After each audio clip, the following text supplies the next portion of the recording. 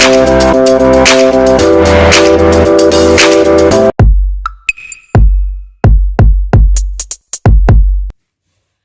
friends, welcome back to my YouTube channel. Its name is Past Coaching Channel. This is our part 10th of chapter 10th Vector Algebra. In this video, we will going to discuss angle between two vectors, area of triangle and also area of a parallelogram. So don't miss that video. Also, if you are a first time viewer, then please subscribe to my channel. Now, first, what is the angle between two vectors? If suppose let A and B are any two vectors. आपके पास A and B कोई भी आपके पास दो vectors है, कुछ इस तरह से है. हमने प्रीवियस वीडियो में डिस्कस किया है A क्रॉस B वेक्टर क्या होता है, magnitude of A vector, magnitude of B vector, sine theta, unit direction vector. अब हमें पता है जो हमारा ये मैंने A वेक्टर लिया है, ये मैंने B वेक्टर लिया है. यहाँ पे एक जो यूनिट डायरेक्शन वेक्टर होता है, ठीक है ना, वो क्या होता है इस A और इस B वेक्टर के क्या होता है, परपेंडिकुलर होता है. थोड़ी सी डायग्राम हमारी कर्व सी चली गई है. तो हमने क्या करना है, जो इन दोनों के बीच में एंगल है वो फाइंड करना है कि क्या होगा. सबसे पहले आप क्या करो, दोनों साइड मॉडुलस लगा दीजिए. A क्रॉस B के इसका मॉडुलस गेन करेंगे तो ये मॉडुलस ही रहेगा, इस पर तो कोई चेंज नहीं आएगा. सबके ऊपर लगा देते हैं. अब ध्यान से देखना, इसको तो मैं एज इट इज ही लिख रही हूँ. देखो, जो भी आप मैग्नीट्यूड निकालते हो वो एक स्क्वायर रूट किसी भी पॉजिटिव रियल नंबर का स्क्वायर रूट होता है. तो ये एक रियल नंबर होगा तो उसका गेन मैग्नीट्यूड करेंगे वो ही खुद आ जाएगा. तो डबल मैग्नीट्यूड मतलब वो खुद ही होता है, उसमें कोई चेंजेस नहीं आती. अब साइन थीटा आपको पता है, साइन थीटा की वैल्यू -1 to 1 के बिटवीन रहती है.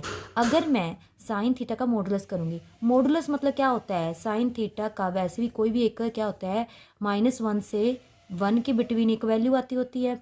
तो कोई भी आएगा, चाहे -1/2 आ जाए, 1/2 आ जाए, 1/3 आ जाए, 1/4 आ जाए, कुछ भी आ जाए. इस रियल नंबर का जब आप मैग्नीट्यूड निकालोगे कुछ नहीं, ये खुद ही आ जाएगा. रियल नंबर का मैग्नीट्यूड कुछ नहीं, वो खुद होता है. तो हम साइन थीटा के मैग्नीट्यूड को ओनली साइन थीटा ही ले लेंगे. ये क्या होता है कि यूनिट डायरेक्शन वेक्टर, इसके मैग्नीट्यूड की वैल्यू क्या होगी 1. तो यहाँ से हम साइन थीटा की वैल्यू निकाल लेते हैं. वो क्या होगा, A क्रॉस B का मैग्नीट्यूड, डिनोमिनेटर में A वेक्टर का मैग्नीट्यूड, B वेक्टर का मैग्नीट्यूड. तो ये आपका हो गया एंगल बिटवीन टू वेक्टर्स. कभी भी आपको एंगल बिटवीन टू वेक्टर्स पूछ ले तो आपने डायरेक्ट साइन थीटा का फॉर्मूला लगा देना है. A क्रॉस B का मैग्नीट्यूड, डिनोमिनेटर में magnitude of A, magnitude of B. Now next topic is area of triangle when two adjacent sides are given. हमारे पास जब ट्राइंगल की दो एडजेसेंट साइड्स गिवन हो तब हमने एरिया ऑफ ट्राइंगल कैसे फाइंड करना होता है. सबसे पहले हम एक ट्राइंगल बना लेते हैं. Suppose this is a A vector, B vector. तो ये कौन सा होगा हमारा, तो हमने एक ट्रायंगल ले ली ABC, तीन वेक्टर हमें ले लिए ABC वेक्टर, ठीक है ना. तो सबसे पहले मैं लिखती हूँ let A and B be two adjacent sides of triangle ABC, ठीक है ना. अब हम क्या करेंगे, यहाँ से एक हम ड्रॉ करते हैं. ये क्या होता है, एरिया ऑफ ट्रायंगल में हमें क्या चाहिए होता है 1/2 बेस इंटू हाइट. तो ये हाइट है एक तरह से. यहाँ पे हम एंगल थीटा ले लेते हैं. तब अब हम क्या लिखते हैं यहाँ पे, इन ट्रायंगल ACB. अब यहाँ से मैं साइन थीटा की वैल्यू निकाल रही हूँ. साइन थीटा क्यों निकाल रहा है, बिकॉज मेरे को हाइट की वैल्यू चाहिए, हाइट के परपेंडिकुलर. तो यहाँ पे हम क्या ले लेते हैं, ये क्या है, ये परपेंडिकुलर ओवर हाइपोटेनियस क्या होता है साइन थीटा. परपेंडिकुलर की वैल्यू क्या है H, हाइपोटेनियस यहाँ पे क्या है हमारा AC. तो मतलब B वेक्टर का मैग्नीट्यूड. कभी भी आपने साइड्स ऑफ ट्रायंगल निकालनी होती है और कुछ नहीं, उस वेक्टर का क्या होता है मैग्नीट्यूड होती है. तो यहाँ से हम क्या निकाल लेते हैं, हाइट की वैल्यू, B वेक्टर का मैग्नीट्यूड, साथ में क्या आ जाएगा साइन थीटा आ जाएगा. अब देखो, अब हमारे पास बेस के यहाँ पे क्या है BC, मतलब CB लिख लो, चाहे CB वेक्टर हमारा जो है वो क्या है हमारा बेस. CB वेक्टर कुछ नहीं है, हमारा A वेक्टर है. अब हम फाइंड करने लगे हैं एरिया ऑफ ट्रायंगल ABC. क्या होता है 1/2 बेस इंटू हाइट. अब बेस की वैल्यू हमारे पास कितनी है A वेक्टर, ठीक है ना. एंड हाइट की वैल्यू कितनी है, सॉरी यहाँ पे A वेक्टर का मैग्नीट्यूड आना था, B वेक्टर साथ में साइन थीटा. अब ध्यान से देखना, ए वेक्टर का magnitude, B vector magnitude sine theta, ये किसकी इक्वल होता है, ए क्रॉस बी का मैग्नीट्यूड। तो यहाँ पे आ जाएगा ए क्रॉस बी का मैग्नीट्यूड। आप यहाँ पे ना स्टार मार्क कर लो, तो यहाँ पे हम लिख देते हैं फ्रॉम स्टार, ठीक है। एरिया ऑफ ट्रायंगल कुछ नहीं, क्या होगा, हम पहले ए क्रॉस बी निकालेंगे, देन उसका मैग्नीट्यूड डिवाइडेड क्या कर देंगे 1/2 के साथ। तो ये था आपका एरिया ऑफ ट्रायंगल। इसको डायरेक्ट रिजल्ट याद करो, दो जो एडजेसेंट साइड्स गिवन है उनकी क्रॉस प्रोडक्ट करो, फिर उसका मैग्नीट्यूड फाइंड करो, जितना आंसर आता है हम उसके साथ क्या करेंगे 2 को डिवाइड कर देंगे। Now next topic is area of parallelogram. पहले हमने एरिया ऑफ ट्रायंगल किया है, अब है area of parallelogram when 2 adjacent sides are given. Similarly अगर आपको पैरेललोग्राम की एडजेसेंट साइड्स गिवन है तो हम एरिया कैसे फाइंड करेंगे। अब ध्यान से देखिएगा, सबसे पहले मैं ट्रायंगल ही बना रही हूँ जैसे हमने पीछे किया था, ठीक है। अब इस ट्रायंगल को मैं थोड़ा सा आगे प्रोड्यूस करके ये बन गई ना पैरेललोग्राम आपकी। तो हम इसे क्या कह सकते हैं, अगर ये मेरा ए वेक्टर है, ये मेरा बी वेक्टर है, पैरेललोग्राम के अपोजिट इक्वल होती है, तो ये भी मेरा क्या बन गया ए वेक्टर, ये भी मेरा क्या बन गया बी वेक्टर। अगर ये एंगल थीटा है तो कॉरेस्पॉन्डिंग ये भी एंगल थीटा होगा। अब ये दोनों ट्रायंगल्स क्या हो गई हमारी सेम हो गई। मतलब अगर मैंने पूरी पैरेललोग्राम का एरिया फाइंड करना है तो हमने एक ट्रायंगल को क्या करेंगे एरिया फाइंड कर लेंगे और दोनों को ऐड कर देंगे, बिकॉज दोनों का एरिया इक्वल होगा, ये इक्वली डिवाइडेड है। तो हम क्या करेंगे एरिया ऑफ ट्रायंगल का ट्वाइस कर देंगे। तो हमने लिख दिया ए बी हमारे पास क्या 2 एडजेसेंट साइड्स है पैरेललोग्राम की। Now area of parallelogram is equals to twice of area of triangle.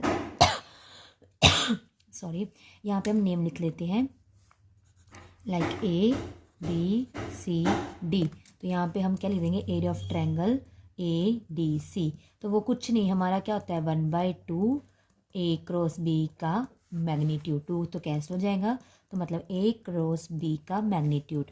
तो एरिया ऑफ पैरेललोग्राम हमारा जो भी आएगा उसका हाफ क्या होता है एरिया ऑफ ट्रायंगल। तो आपने याद रखना एरिया ऑफ ट्रायंगल में 1/2 आएगा, एरिया ऑफ पैरेललोग्राम में 1/2 नहीं आएगा। नाउ नेक्स्ट एक बस आप रिजल्ट डायरेक्ट याद रख लो, वो भी एरिया ऑफ पैरेललोग्राम का ही है। जैसे हमने एरिया ऑफ पैरेललोग्राम ऊपर किया है उसमें आपको स्पेशल मेंशन था कि आपके पास 2 एडजेसेंट साइड्स गिवन होगी, और यहाँ पे क्या है व्हेन आपको डायगोनल्स गिवन हो। सम टाइम आपको एमसीक्यू में क्या है दे देते हैं कि आपके पास 2 डायगोनल्स है पैरेललोग्राम के, अपने एरिया फाइंड करना है। तो वो सिंपल ही है, बिल्कुल आपके एरिया ऑफ ट्रायंगल के जैसा। ए क्रॉस बी का मैग्नीट्यूड निकालो, उसको 1/2 के साथ मल्टीप्लाई कर दो, तो ये आपका क्या बन जाएगा area of parallelogram when 2 diagonals are given. तो आपने ये तीनों रिजल्ट बहुत इंपॉर्टेंट, इनको इंपॉर्टेंट मार्क कर लो। ये आप डायरेक्ट क्या है पूछ सकते हैं, अपने बस क्रॉस प्रोडक्ट करनी, मैग्नीट्यूड निकालना है। अगर आपको एरिया ऑफ ट्रायंगल या डायगोनल से रिलेटेड पैरेललोग्राम के लिए पूछा है तो 1/2 के साथ मल्टीप्लाई करो, अदरवाइज करने की ज़रूरत नहीं है। Now difference between dot and cross product. अब हम डॉट एंड क्रॉस प्रोडक्ट दोनों की क्या करेंगे डिफरेंस करेंगे, इससे आपका क्विकली रिवाइज हो जाएगा दोनों में क्या फ़र्क था। जैसे हमें पता है जो डॉट प्रोडक्ट होता है वो एक्चुअल में क्या होती है एक स्केलर क्वांटिटी होती है, मतलब इसका आंसर हमेशा एक रियल नंबर आएगा। तो हम लिखेंगे A dot B is scalar quantity, और ए क्रॉस बी क्या होता है हमारे पास इज वेक्टर क्वांटिटी। आपको एमसीक्यू में भी डायरेक्ट पूछ सकते हैं, ठीक है ना। And next A dot B का फॉर्मूला होता क्या है, magnitude of A vector magnitude of B vector cos theta, और ए क्रॉस बी वेक्टर का क्या होता है magnitude of A vector magnitude of B vector sine theta and unity direction vector. ये इसमें बहुत मेन काम करता है, तो इसको क्या है भूलना मत। और हमें क्या हुआ है सेम की डॉट प्रोडक्ट ऑलवेज क्या होती है 1 होती है, बट सेम की क्रॉस प्रोडक्ट क्या होती है 0 होती है। अब यहाँ पे जो डिफरेंट की क्रॉस डॉट प्रोडक्ट है वो क्या होती है 0 होती है। यहाँ पे आपको जस्ट एक साइकिल याद रखना है, मैं अभी बताने जा रही हूँ। जैसे यहाँ पे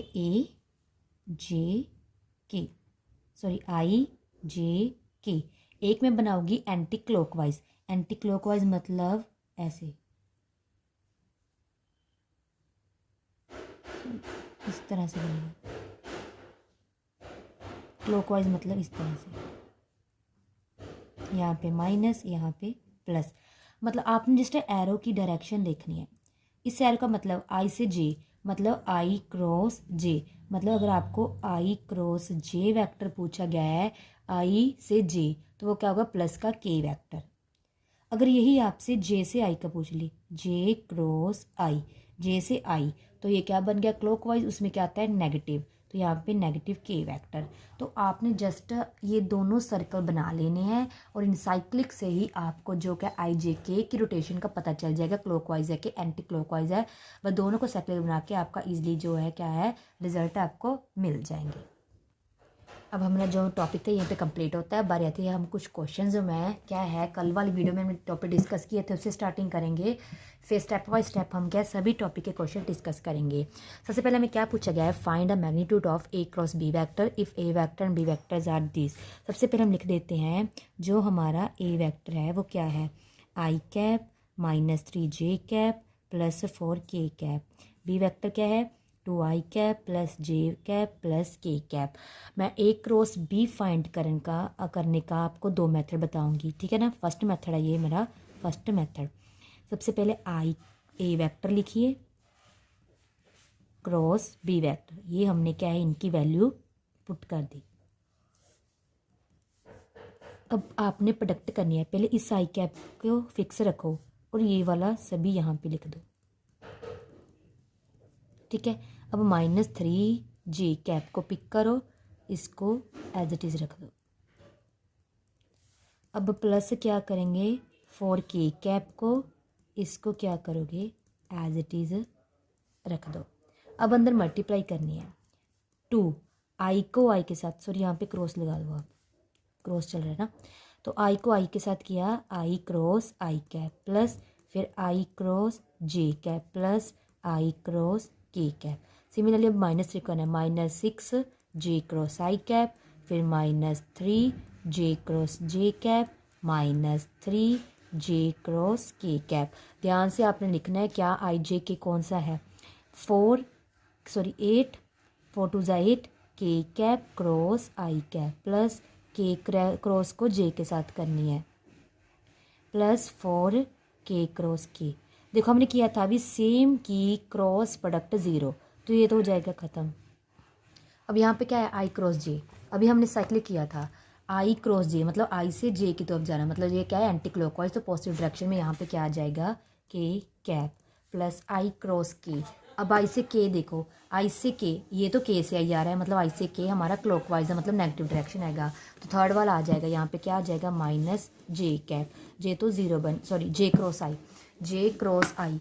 अब यहाँ से तो हम आई क्रॉस जे देख रहे हैं, यहाँ से जाएंगे जे क्रॉस आई, मतलब एंटी क्लॉकवाइज मतलब नेगेटिव का के आ जाएगा।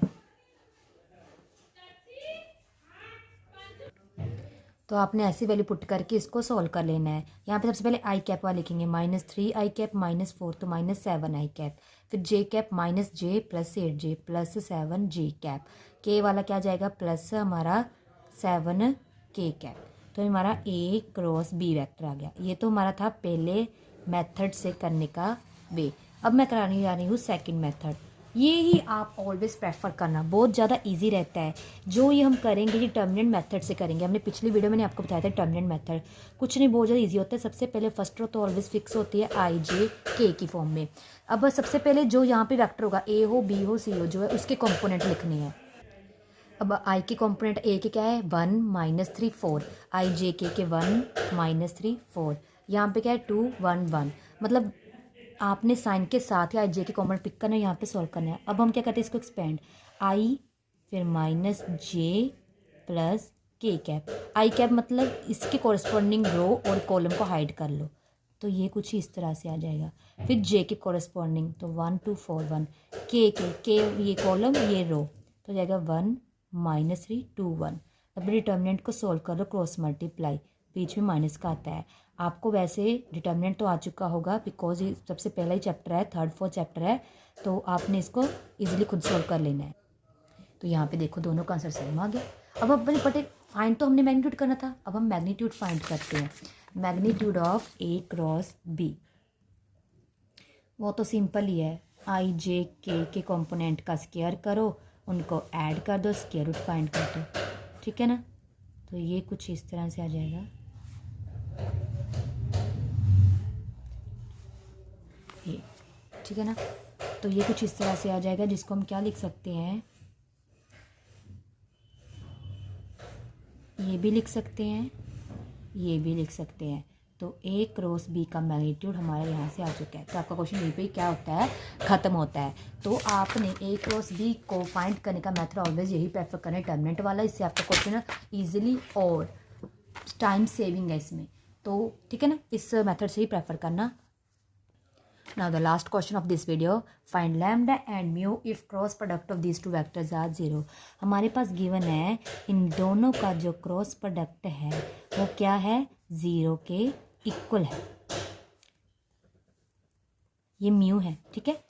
अब हमें पता ही है क्रॉस प्रोडक्ट मतलब हम डिटर्मिनेंट निकालेंगे, उसको क्या करेंगे, 0 के इक्वल रख देंगे। यहाँ पे आई का कॉम्पोनेंट 3, जे का कॉम्पोनेंट आई का कॉम्पोनेंट 1, जे का कॉम्पोनेंट 3, के का कॉम्पोनेंट 9, आई का कॉम्पोनेंट 3 और जे का कॉम्पोनेंट माइनस लैम्डा, के का कॉम्पोनेंट म्यू।